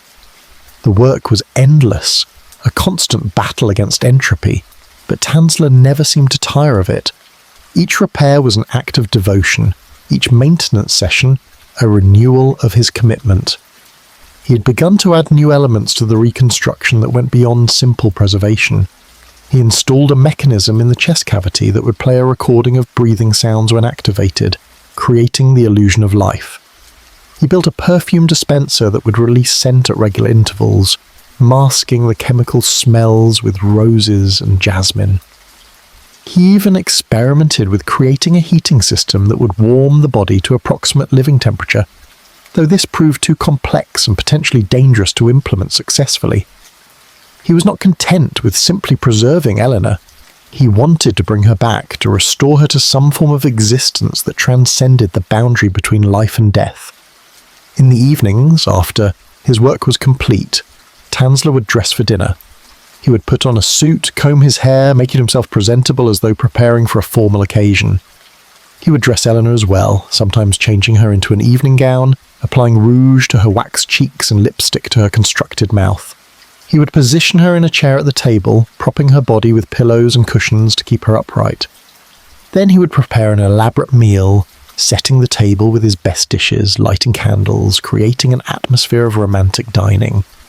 He would serve Elena's plate as though she would eat, then consume his own moles to meal while speaking to her constantly, telling her about his day, asking her opinion on various matters, maintaining the fiction of shared domestic life. After dinner, he would carry her back to the bed, a task that had become easier as the body lost mass and weight through continued desiccation. He would arrange her carefully, adjusting her position, smoothing her dress, placing her hands just so. Then he would change into nightclothes and lie beside her, sometimes reading aloud from books he thought she might enjoy, he sometimes simply holding her reconstructed form and speaking of his love. He would fall asleep with his arm around her, and in his dream she was alive again, young and healthy, finally reciprocating the devotion he'd shown her. He would wake in the morning to find only the preserved corpse beside him, but even this disappointment could not shake his conviction that eventually, somehow, she would return to him fully. The years accumulated. 1936 became 37, became 1938. The house on Flagler Avenue continued its isolated existence. Tanzler's hair turned completely white. His face grew more lined and weathered, but his devotion never wavered.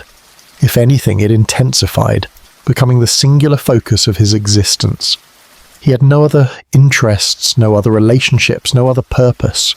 Elena was his entire world, and he was content with that arrangement. The outside world held nothing for him. All that mattered was contained within the shuttered house, in the bedroom where his bride eternal waited, neither living nor truly dead, suspended in a state that existed only through his constant effort and absolute refusal to accept the finality of death. He documented everything in his journals, filling to volume after volume with descriptions of his work, his feelings, his conversations with Elena. The entries reveal a man who had moved beyond conventional madness into the territory that had no name. He was not simply delusional. He'd created an entire alternate reality and was living within it completely. The journals describe Elena responding to his care, her colour improving, her spirit growing stronger, their love deepening. He recorded intimate moments that could not possibly have occurred. Physical affection exchanged with a corpse that existed only as a reconstruction of wire, wax, and decaying tissue. He wrote of their future together, places they would travel, experiences they would share, a life that would begin as soon as her restoration was complete. By 1939, the body had been out of the tomb longer than it had been buried. The reconstruction had become so extensive that little of the original remains were visible. Tanzler had essentially built a life-size doll using Elena's bones as a framework, covering it with materials that bore only the faintest resemblance to human flesh. But to his eyes, she was perfect. She was his bride, his companion, his eternal love. He had saved her from the decay of the grave. He had given her a kind of immortality, preserving her beauty, keeping her with him always. The fact that she was dead, that she had never loved him, that the entire relationship existed only in his diseased mind, these truths could not penetrate the fortress of delusion he'd constructed. The neighbours had long since stopped paying much attention to the strange man in the grey house. He was simply part of the neighbourhood landscape, an eccentric recluse who kept to himself. Some had forgotten he was there at all. The house blended into the street unremarkable, giving no indication of the horror it contained. And inside, Carl Tanzler continued his eternal vigil, caring for his bride, maintaining his fantasy, living in a world where love conquered death and obsession masqueraded as devotion. 7 years had passed since he had stolen Elena from her tomb. 7 years of preservation, reconstruction, and delusion. But the secret could not remain hidden forever. In the houses nearby, people were beginning to talk, to share rumours, to wonder about the strange smells and stranger sounds coming from the property. And in another part of Key West, Elena's sister Florinda was hearing whispers that would soon shatter the isolated world Tanzler had created.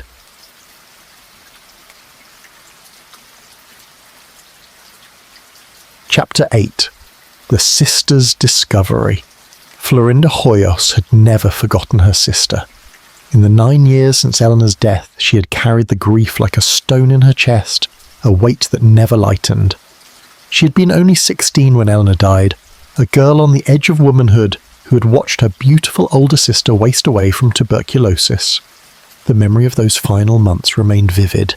Elena's laboured breathing, the blood-stained handkerchiefs, the way her body had seemed to disappear beneath the sheets. Florinda had helped care for her, had sat beside her bed holding her hand, had been present when the breathing finally stopped. She had helped dress Elena for burial, had stood at the graveside when the casket was placed in the tomb Tanzler had built, and she had visited that tomb regularly over the years, bringing flowers, saying prayers, maintaining the connection with her lost sister. By 1940, Florinda was a young woman of 25, married now with responsibilities of her own, but she still visited the cemetery several times each year, still spoke to Eleanor's spirit, still remembered the sister who had been taken too soon. The mausoleum Tanzler had constructed remained impressive, its white stucco facade and iron gates standing out among the simpler tomb surroundings.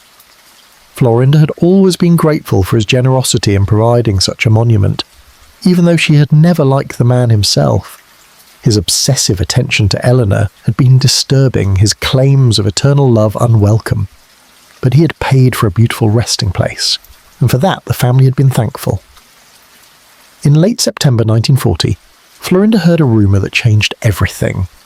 She was visiting a cousin in another part of Key West when the woman mentioned, almost casually, that she had heard something strange about the foreign man who used to work at the hospital. Carl Tanzler. Someone had told her that he kept a life-size doll in his house, that he dressed it in gowns and treated it like a wife. The cousin laughed as she related this gossip, finding it amusing in a pathetic way. But something about the story made Florinda's blood run cold. She asked for more details. Where had the cousin heard this? Who had told her? The information was vague, passed through multiple people, the details uncertain. But the cousin mentioned that the doll supposedly had dark hair and wore white dresses, and that Tanzler spoke to it in Spanish, calling it by a name that sounded like Elena. Florinda left her cousin's house in a state of agitation she could not fully explain. The rumour was probably nothing, the invention of gossips with too much time and too little to occupy their minds. Tanzler was eccentric, everyone knew that. If he kept a doll for company, that was sad but harmless. But something nagged at her, a terrible suspicion she could not quite articulate. She tried to dismiss it, but the thought kept returning. She remembered how Tanzler had stared at Eleanor in the hospital, how he had visited the tomb every evening for years, how obsessed he had been. She remembered his wild claims about destiny and eternal love, and she began to wonder if his devotion had taken a darker turn than anyone had imagined. She decided to visit Eleanor's tomb. She had not been to the cemetery in several months, and she told herself this was simply overdue maintenance, bringing fresh flowers, checking that the monument remained in good condition. She arrived on a bright October morning, the heat already building despite the early hour. She made her way through the rows of tombs to the mausoleum, carrying a bouquet of white roses. As she approached, she noticed something wrong. The iron gates stood slightly ajar, the lock hanging open and broken. The gates had always been locked before, Tanzler the only one with a key. She pushed them open and stepped inside. The interior of the tomb was dim, light filtering through the high windows, illuminating dust motes that hung in the still air. The flowers she'd left on her last visit had long since died and dried to brown husks. The organ Tanzler had installed stood silent in the corner, covered with a layer of dust. And on the platform in the centre of the chamber, the casket lay open and empty. Florinda stood frozen, staring at the vacant space where her sister's body should have been. The silk lining of the casket was stained and torn. The pillow bore the impression of a head that was no longer there, but the casket itself was empty. Her first thought was that grave robbers had stolen the body, though this made no sense. Elena had been buried with no jewellery, no valuables that might attract thieves. Her second thought was that there had been some official exhumation, perhaps a legal requirement she had not been informed about. But again, this seemed unlikely. The family would have been notified. There would have been paperwork, formalities. She stood in the empty tomb trying to make sense of what she was seeing, and gradually the terrible suspicion that had been growing in her mind crystallized into certainty. Tanzler, the doll with dark hair, the white dresses, the Spanish name. She backed out of the mausoleum and ran toward the cemetery gate. She went directly to her parents' house, arriving breathless and agitated. She told her father what she had discovered. Francisco Hoyos listened with growing anger and disbelief. He wanted to go to the police immediately, but Florinda convinced him they needed proof before making such an accusation.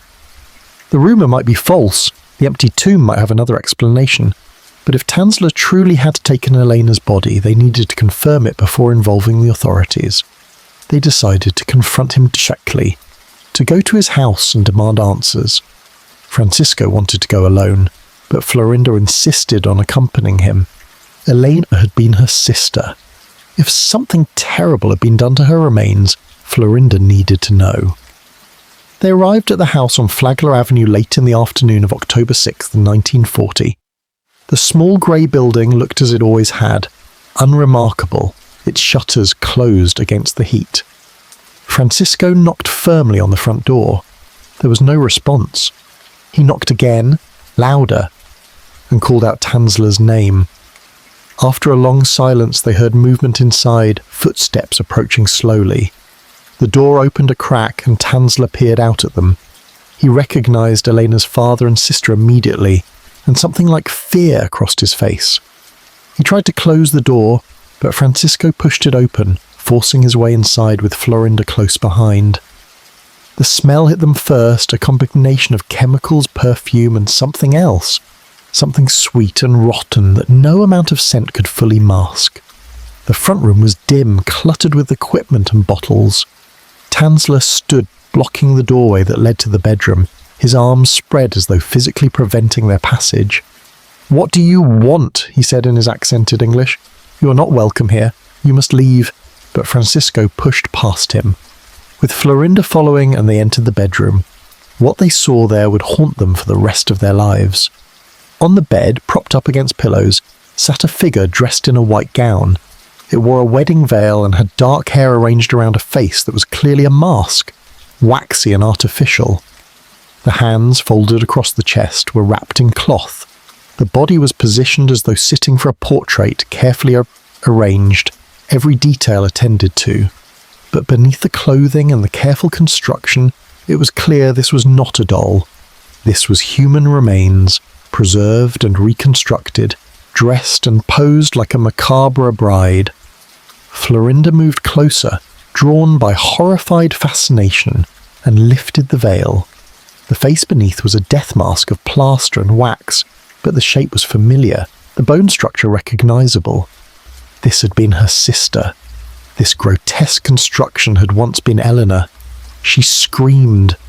The sound tore from her throat, raw and primal, a cry of grief and horror and rage. Francisco grabbed Tanzler by his shirt and slammed him against the wall, shouting in Spanish, demanding to know what he had done, calling him monster and worse. Tanzler offered no resistance. He simply stood there, his face showing not shame but something like sadness, as though they were the ones who had done something wrong by intruding on his private world.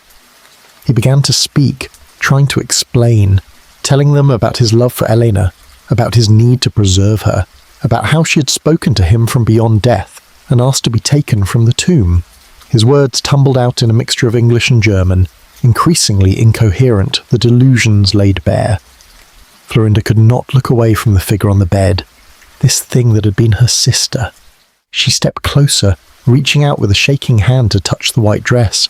The fabric was real, silk or cotton, carefully sewn, but beneath it she could feel the unnaturally rigid body, the framework of wire and bone that had replaced living flesh. She pulled her hand back as though burned. Francisco had released Tanzler and was staring at the bedroom in shocked silence, his anger giving way to a kind of horrified awe. "How long?" he finally asked. "How long has she been here?" "Since diary 3," Tanzler answered quietly. 7 years. I have cared for her every day. I have kept her beautiful. I have loved her as no one else could." Florinda turned to him then, her grief transforming into fury. "You kept her here," she said. "You stole her from her grave. You've been living with her corpse. What kind of man does such a thing? What kind of monster are you?" Tanzler met her gaze, and his eyes held no guilt, only a kind of wounded incomprehension. "I am not a monster," he said. "I am the only one who truly loved her. Death tried to take her from me, but I would not allow it. I saved her. I brought her home. We have been happy here together. You cannot understand. No one can understand." Francisco moved toward the bed, reaching out as though to take Elena's body, but Florinda stopped him. "Do not touch her," she said. "We need the police. We need witnesses. Let them sit and see what he has done." She turned and left the bedroom, left the house, moving quickly toward the nearest neighbour's home. She needed to use their telephone. She needed to call the authorities. Behind her, Francisco remained in the bedroom, standing guard over his daughter's violated remains, staring at Tanzler with an expression that combined hatred and something approaching pity. The old man stood beside the bed where his bride sat propped against pillows, and he reached out to adjust her veil, to straighten her dress, to ensure she looked perfect for the visitors who would soon arrive. He seemed genuinely confused about why anyone would be upset. He had done nothing wrong, he had only loved her, and in his mind that justified everything. Within an hour, the small house on Flagler Avenue was filled with people. Police officers, a detective, the county medical examiner, curious neighbours who had heard the commotion. They crowded into the bedroom, staring at the scene Tanzler had created, struggling to comprehend what they were seeing. The medical examiner examined the body on the bed, confirming that it was indeed human remains, extensively preserved and reconstructed. The detective questioned Tanzler, who answered readily, showing no awareness that he had done anything criminal. He showed them his journals, his photographs, his detailed notes about preservation techniques. He seemed proud of his work, eager to explain the complexities of what he had accomplished. The officers looked at each other in disbelief. None of them had encountered anything like this in their careers. They were not sure what charges to bring, what laws had been broken. Was this grave robbery? Desecration of a corpse? Something else entirely? Tanzler was arrested and removed from the house. He went quietly, asking only that someone care for Elena in his absence, that they not damage her, that they understand how delicate she was. The police assured him everything would be handled properly, though what properly meant in such circumstances, no one was certain. Elena's body was carefully removed from the bed and transported to a funeral home, where it would be examined more thoroughly, and eventually the family hoped lay to rest again in a place where Carl Tanzler could never reach her. The house was searched, photographed, inventoried. The evidence of 7 years of obsessive devotion was documented in detail. The equipment, the chemicals, the elaborate wardrobe, the journals filled with delusions. The story began to spread through Key West, whispered at first, then spoken openly as the scandal grew. The foreign man who had stolen a corpse and lived with it as his wife. The mausoleum bride. The horror on Flagler Avenue. And in a cell at the county jail, Carl Tanzler sat alone, wondering why no one understood, why they had taken his bride away from him, why love such as his should be punished rather than celebrated.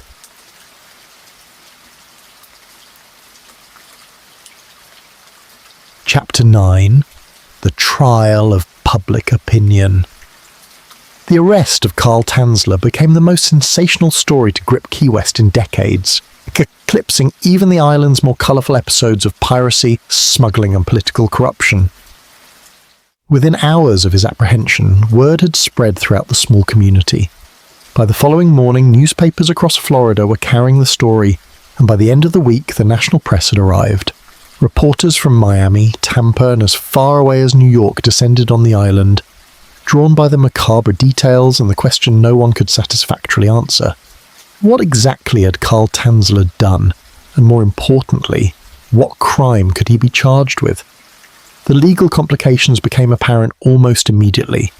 Tanzler had indeed removed Elena's body from the tomb without permission, which constituted theft or possibly grave robbery. But grave robbery typically involved stealing valuables buried with the deceased, and Elena had been interred with nothing of monetary worth. The desecration of a corpse seemed a more appropriate charge, but Florida law in 1940 had no clear statutes addressing what Tanzler had done.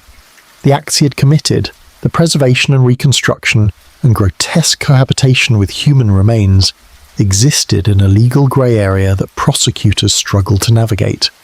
Moreover, there was the question of time. Elena had died in 31, 9 years earlier. The statute of limitations for most misdemeanors was 2 years. Even if charges could be brought, they might be legally unenforceable. The authorities held Tanzler in the county jail while they determined how to proceed. He was examined by 2 psychiatrists, Dr. DePoo and Dr. Maloney, who interviewed him extensively and reviewed his journals. Their conclusions, delivered in formal reports to the court, described a man suffering from severe delusions but possessing a remarkable internal logic to his madness. Tanzler was not insane in the legal sense, they determined. He understood the difference between right and wrong. He knew that society would disapprove of his actions, but he believed his love for Elena transcended conventional morality, that destiny and supernatural forces had sanctioned his behaviour. He showed no remorse because he genuinely believed he had done nothing wrong. The psychiatrist recommended that he not be committed to a mental institution, as he posed no danger to others, only to himself and to the boundaries of acceptable behaviour regarding the dead. While officials debated charges, the public's fascination with the case intensified. The funeral home where Elena's remains had been taken became an unlikely tourist attraction. The director, Dean Lopez, made the decision to place the body on public display, either from genuine educational interest or, more likely, from recognition of the commercial opportunity the situation presented. For 3 days in mid-October, the viewing room was open to the public, and thousands of people lined up to see the reconstructed corpse of Elena Milagro de Hoyos. The line stretched around the block. Families brought children. Couples came on dates. The curious and the morbid waited for hours in the Florida heat for their chance to file past the table where Elena lay, still dressed in the white gown Tanzler had made for her, her wax face staring at nothing. The spectacle was grotesque even by the standards of the time. Photographers were allowed inside, capturing images that would appear in newspapers across the country. The pictures showed Elena's preserved form in disturbing detail. The artificial eyes, the waxed lips, the cloth-wrapped hands, the dark hair arranged around the death mask. Some viewers fainted. Others laughed nervously, uncomfortable with their own curiosity. Many simply stared in silence. Confronted by the physical evidence of Tanzler's obsession, the terrible proof of how far one man's delusion had carried him. More than 6,000 people viewed the body during those 3 days, making Elena Hoyos more famous in death than she had ever been in life. Public opinion regarding Tanzler himself was surprisingly divided. Many, particularly women and members of Elena's Cuban community, viewed him as a monster, a desecrator of the dead whose actions were unforgivable. They called for the harshest possible punishment, arguing that what he had done to Elena's remains was a violation beyond measure. Petitions circulated demanding prosecution. The Hoyos family, devastated by the discovery and humiliated by the public spectacle, wanted justice. Florinda gave interviews to newspapers, describing her horror at finding her sister's corpse dressed as a bride in Tanzler's bedroom, calling him a madman who should be locked away forever. But others, perhaps infected by the romantic delusion that newspapers promoted in their coverage, saw Tanzler differently. Some described him as a tragic figure, a lonely man driven to extremes by impossible love. Letters to newspaper editors defended him, suggesting that his devotion, however misguided, sprang from genuine emotion rather than criminal intent. A few women even wrote to him in jail, expressing sympathy, offering support, suggesting they understood the depths of his feelings. The press contributed to this romanticized narrative, running headlines like "Love Stronger Than Death" and "The Man Who Loved Too Much." framing the story as a dark romance rather than the criminal act it clearly was. Tanzler himself seemed bemused by the attention. He gave interviews readily, speaking to reporters who visited him in jail, explaining his actions in the same calm, rational tone he might have used to describe a scientific experiment. He showed them his journals, walking them through his preservation techniques, describing in detail how he had maintained Elena's body over 7 years.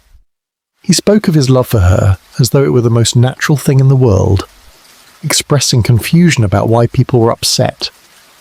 She was alone in the dark tomb, he would say.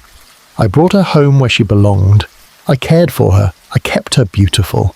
What is the crime in loving someone? The preliminary harangues was held on October the 9th, 1940, before Judge Raymond R. Lord.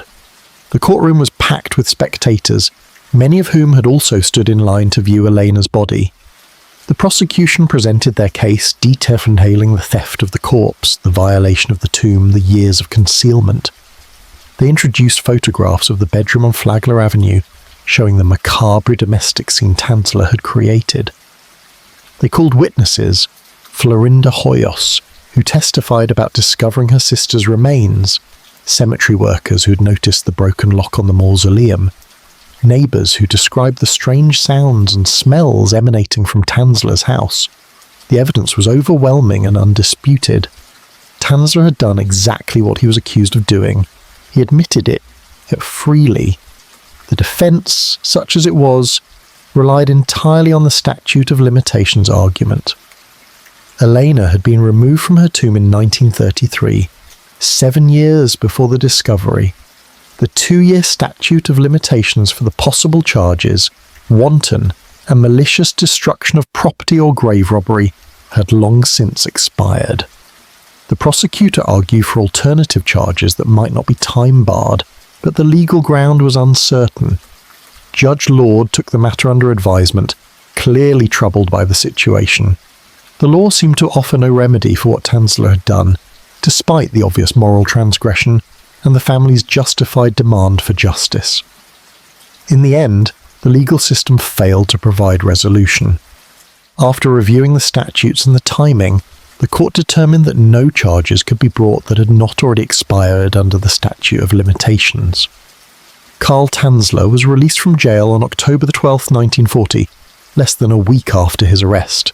He walked out of the courthouse a free man, not because what he had done was acceptable, but because the law provided no mechanism to punish him.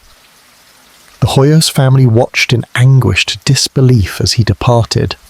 They had discovered their daughter's violated remains, had endured the public spectacle of her display, had testified about their suffering, and the man responsible would face no consequences. Elena's body was returned to the family. They arranged for a proper burial, this time in an unmarked grave in an undisclosed location. They could not bear the thought of another elaborate tomb that might again draw Tanzler's attention. The exact location of her final resting place was kept secret, known only to immediate family members. She was interred quietly with no public announcement, no ceremony that outsiders might attend. The family hoped that in an unmarked grave, hidden from the world, Elena might finally rest in peace, beyond the reach of the man who had refused to let her go. Tanzler returned to his house on Flagler Avenue, but found the neighbourhood had turned against him. Neighbours who had once tolerated his eccentricities now crossed the street to avoid him. Children threw rocks at his windows. Someone painted obscenities on his front door. He received threatening letters and middle-of-night telephone calls warning him to leave the island. The house had been thoroughly searched by police, all his equipment confiscated as evidence, his journal seized. The bedroom where Elena had lain for 7 years had been stripped bare. He wandered through the empty rooms like a ghost himself, lost without the purpose that had defined his existence. The press attention gradually faded as other stories claimed the headlines. America was watching the war in Europe with growing concern, and the strange case of the Key West necrophile became yesterday's news. But locally, the story persisted. It became part of the island's dark mythology, a tale told to frighten and fascinate. The grey house on Flagler Avenue became known as the Corpse Bride House, and people would point it out to visitors lowering their voices as they related the story. Tanzler had become infamous, his name synonymous with obsessive madness and the violation of death's boundaries. He had wanted eternal love. What he had achieved was eternal infamy. And somewhere in an unmarked grave, Elena Milagro de Hoyos lay at last beyond his reach, her body returning to the earth as nature intended, her name forever linked to the man who had loved her so terribly that love had become indistinguishable from desecration. Chapter 10. The Silence After. The island of Key West did not welcome Carl Tanzler after his release from custody. The trial that never was had exposed him to a scrutiny he could not escape, and the community that had once barely noticed the eccentric foreign man now watched his every movement with undisguised hostility. The house on Flagler Avenue, once his private sanctuary, had become a prison of a different sort. The police had returned his possessions, the equipment and journals that had been seized as evidence, but they had not returned his purpose. Elena was gone, buried somewhere he could never find, and without her, his existence collapsed into meaninglessness. He attempted to continue living in Key West through the winter of 1940 and into early 1941, but the situation grew increasingly untenable. The harassment continued. Vandals broke his windows repeatedly. Someone threw animal entrails onto his porch. The landlord, embarrassed by the property's notoriety, wanted him gone but could not legally evict him without cause. Tanzler paid his rent on time, caused no disturbances beyond his mere presence, and so he remained, isolated and despised, haunting the grey house like one of the spirits he claimed to commune with. He ventured out rarely, and when he did, people would stop and stare, whispering to companions, pointing him out as the man who had stolen the corpse. Shopkeepers served him with barely concealed disgust. Former colleagues from the hospital crossed the street to avoid encountering him.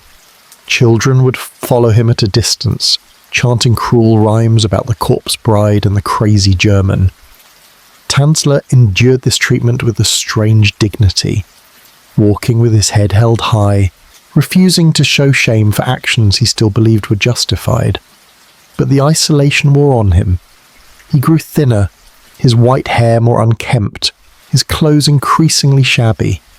The man who had once maintained his appearance with Germanic precision now looked like a vagrant, worn down by ostracism and grief.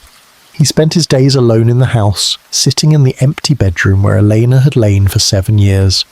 He had rebuilt the bed exactly as it had been, with the same arrangement of pillows, the same canopy of curtains, but the bed remained empty. He would sit beside it for hours, speaking to the air, continuing the one-sided conversations that had sustained him during the years of her presence.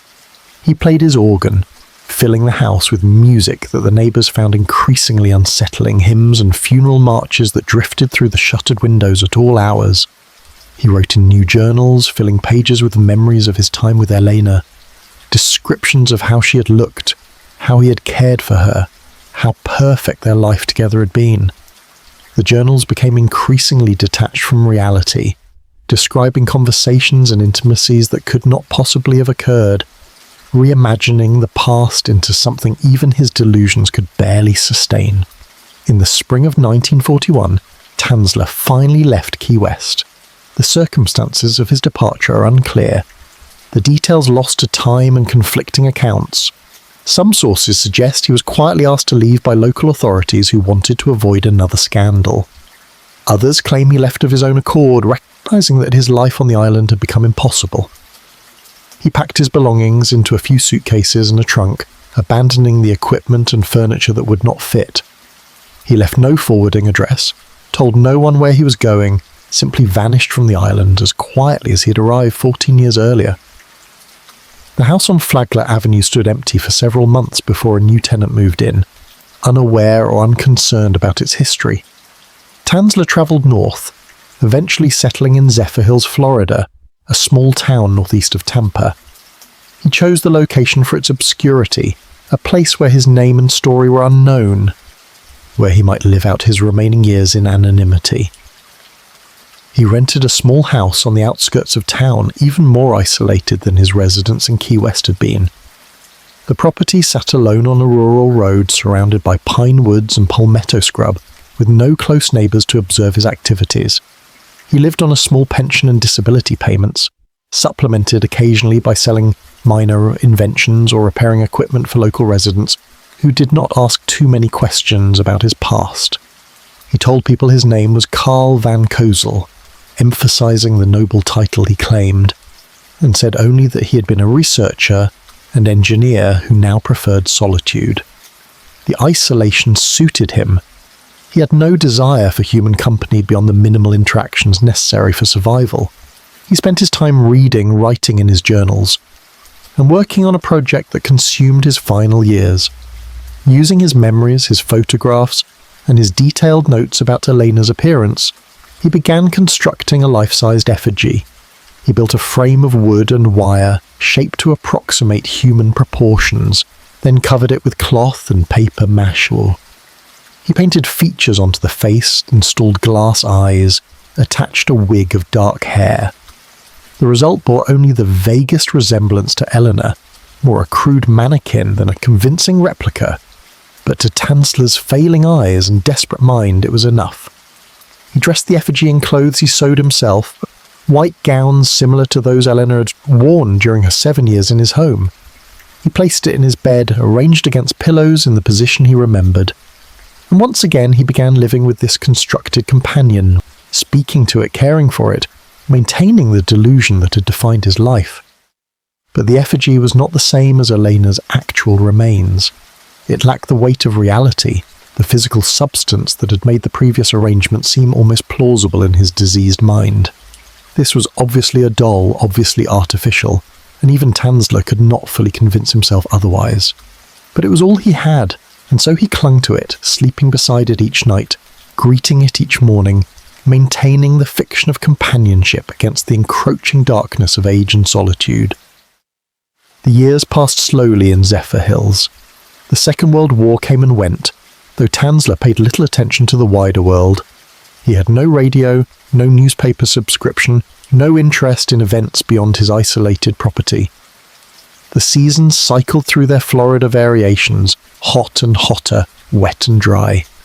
His health declined gradually, the ailments of old age accumulating. His vision deteriorated, his hearing faded, his joints grew stiff and painful.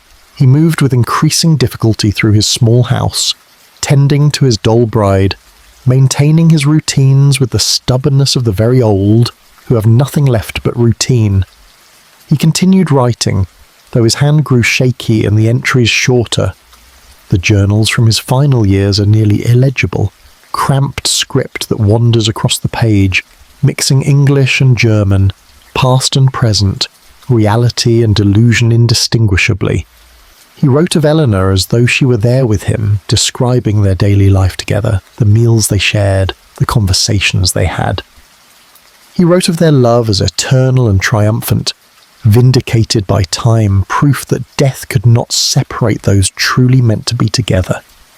He never acknowledged that he was alone, that he had always been alone, that the love he celebrated had existed only in his imagination. In early September 1952, the mailman who delivered to Tanzler's route noticed that mail had been accumulating in the box for several days. This was unusual, as the old man typically collected his mail daily. The mailman knocked on the door but received no response. He peered through the windows but saw nothing in the dim interior. After consulting with the local postmaster, they contacted the county sheriff, who arrived the following day to investigate. The sheriff found the front door unlocked, which was not unusual in rural Florida at that time, and entered the house calling out Tanzler's name. No answer came. The interior of the house was neat but sparse, the possessions of someone who owned little and needed less. The sheriff moved through the small rooms, his unease growing as he approached the bedroom. The smell reached him before he entered, the familiar odour of death that law enforcement officers learn to recognise. He pushed open the bedroom door and found Carl Tanzler lying in the bed, clearly dead for several days. The body lay on its back, one arm extended across the mattress as though reaching for something, or someone.